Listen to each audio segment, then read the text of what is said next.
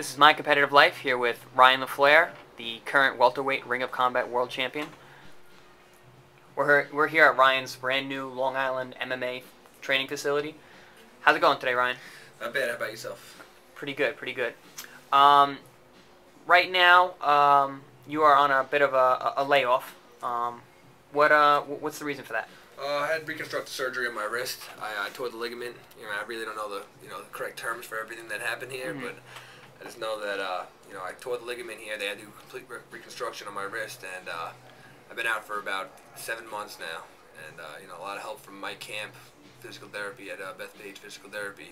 So it helped me get back 100%. I'm just starting to get going again, and it feels great, feels strong. I still got a little bit more to go to get my my motion back, but just starting to get back into it. Did that happen during a fight, or was it during training? No, it actually happened during a car accident. But okay. Wear and tear here and there, But a car accident is what would pop the ligament. Did you have surgery to repair the issue? Yes. Yeah. What was the deciding factor on having the surgery if it happened before a fight? It actually happened, and I was still able to fight when it was it didn't hurt as much, but I had no strength there. I mean, when I went to the doctor, I think the doctor said I had about 70 pounds of pressure on my grip, and compared to 120 in my left hand. And I was training, but I wasn't getting the full bout of training. I couldn't grab anything. I couldn't even grab a 20-pound weight without it clicking and popping. And I was looking, I look at my life as, I want to take this to the next level. I want to be, the best fighter I could possibly be. And there's no way I could be the best fighter I could be with only half a hand. So, I talked to my coaches and I talked to, my family, and they said, get the surgery. It's going to set me back about a year, but, I think it was a good decision, and I think I'm going to come back, even a better fighter.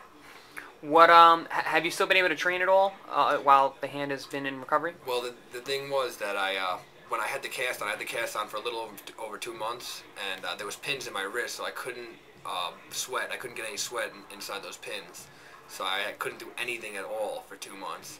And then when I got back, it was kind of tough to get back into the swing of things. I couldn't really use my right hand at all. I couldn't move it. I had this much movement, so every time I started jogging or sweating, I kind of was like, this kind of sucks. But now I'm really, I'm really motivated.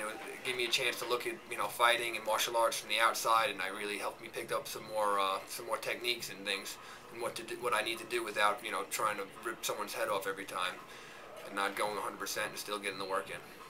Have you been able to strike at all with that hand? No, I haven't struck. I actually just started striking this week. Just light jabs.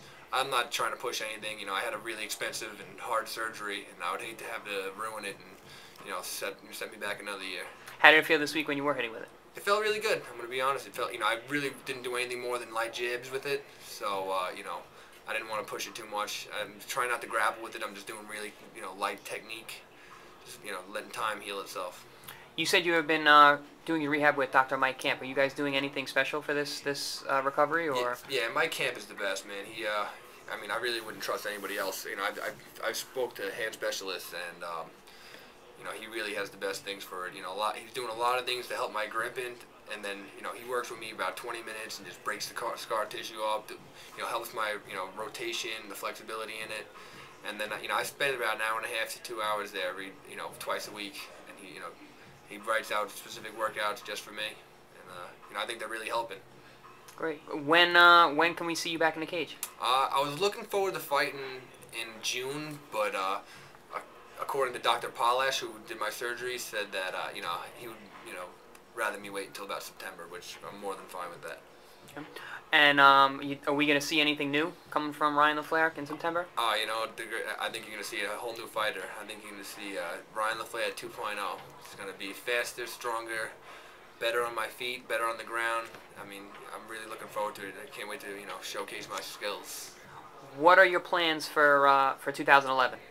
With after the comeback in September. 2011, I'm more looking at 2012 as my breakout year. I think I look to have at least 2 fights in 2011, but I plan on being in the UFC 2012 and being a competitor, a strong competitor, and hopefully see where it goes from there. Eventually,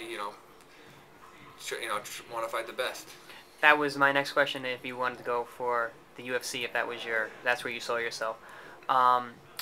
Are there any fighters that you actually look up to who are fighting now, or not necessarily look up to, but ones that you respect? Right. And I mean, how could you not respect some of the great fighters like George St. Pierre? You know, even Frankie Edgar. You know, some guy. Small town guy who just turned in.